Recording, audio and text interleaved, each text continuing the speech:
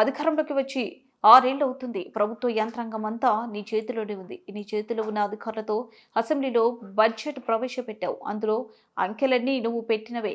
ఆ లెక్కలను gas and auditor general కూడా ధృవీకరించింది. మరి నువ్వు ప్రవేశపెట్టిన బడ్జెట్‌లోని 2018 నుంచి 19 నాటికి, అంటే నువ్వు అధికారంలోకి నుంచి దిగిపోయే నాటికి గ్యారంటీలతో కలిపి రాష్ట్ర అప్పులు 3.13 లక్షల కోట్ల అని లెక్క చెప్పావు.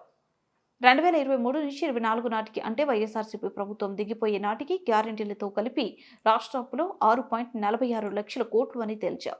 మరి ఇప్పుడేమో లేదు రాష్ట్ర అప్పులు 10.47 లక్షల కోట్లని ఒకరు, 11 లక్షల కోట్లని మరొకరు ఆరోపించారు. అది కూడా సుదీర్ఘంగా చెప్పడం జరిగింది. బడ్జెట్ అంటూ ప్రవేశపెడితే అసలు లెక్కలు చెప్పాల్సి వస్తుంది. అసలు లెక్కలు ఎప్పుడైతే బడ్జెట్ రూపకంలో బయటికి వస్తాయో అప్పుడు చంద్రబాబు నాయుడు సూపర్ 6, సూపర్ 7, తాను చేసిన మోసాలు, తాను చెప్పిన అబద్ధాలు అన్నీ కూడా బయటికి రాక తప్పదు. బయటికి రాని తప్పని పరిస్థితులు ఉత్పన్నమవుతాయి. కాబట్టి బడ్జెట్ తాను ఏ రకంగా పెట్టకుండా పోస్ట్పోన్ చేస్తూ చిట్ట చివరకు తాను బడ్జెట్ ప్రవేశపెట్టడం, ఆ బడ్జెట్ ద్వారా తాను ఇంతవరకు చెప్తా వచ్చిన అబద్ధాలన్నీ కూడా అబద్ధాలుగా ప్రూవ్ అయిపోయి ఉన్న పరిస్థితులను కూడా లాస్ట్ ప్రెస్ మీట్లో సుదీర్ఘంగా కూడా ఎక్స్ప్లెయిన్ చేయడం జరిగింది. అంత సుదీర్ఘంగా కూడా చెప్పినా కూడా చంద్రబాబు నాయుడు గారిలో మార్పు ఉంటుందా? అస్సలు ఉండదు. నేను అబద్ధాలు ఇలాగే చెప్తాను, ఎందుకంటే నేను సూపర్ 6, సూపర్ 7 ఎగరగొట్టాలని డిసైడ్ చేసుకున్నాను, కాబట్టి నాకు జస్టిఫికేషన్ కావాలి అన్న ఒకే ఒక్క దృక్పథంతోనే చంద్రబాబు గారి అబద్ధాలన్నీ కూడా కొనసాగుతూ వస్తున్నాయి బడ్జెట్ ప్రవేశపెట్టినప్పటికీ కూడా.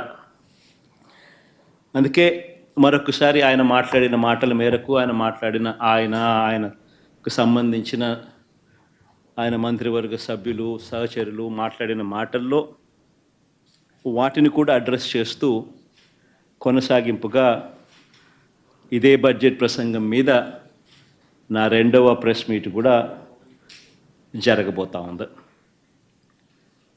రాష్ట్రానికి సంబంధించిన అప్పు ఎంత, రాష్ట్రానికి సంబంధించిన అప్పు ఎంత, రాష్ట్రంలో అప్పులు ఏ మేరకు ఉన్నాయి అన్నది ఒక బడ్జెట్ అంటూ ప్రవేశపెడితే ఖచ్చితంగా ఆ బడ్జెట్ డాక్యుమెంట్స్లో రాష్ట్రానికి సంబంధించిన అప్పులు చూపించక తప్పదు. ఇది బడ్జెట్లో ఖచ్చితంగా జరగాల్సిందే బడ్జెట్ అంటూ ప్రవేశపెడితే. కాబట్టి ఒక్కసారి రీకాల్ చేస్తూ మళ్ళా ఒకసారి అసలు చంద్రబాబు నాయుడు తానంతటి తానే ప్రవేశపెట్టిన ఈ బడ్జెట్లో తాను చెప్పిన లెక్కల ప్రకారమే అప్పుల విషయంగా మళ్ళా ఒకసారి క్విక్గా రీక్యాప్ చేసేదానికోసం ఉజ్జాయింపుగా ఫిగర్లు చూపిస్తా. ఇది బడ్జెట్ నెంబర్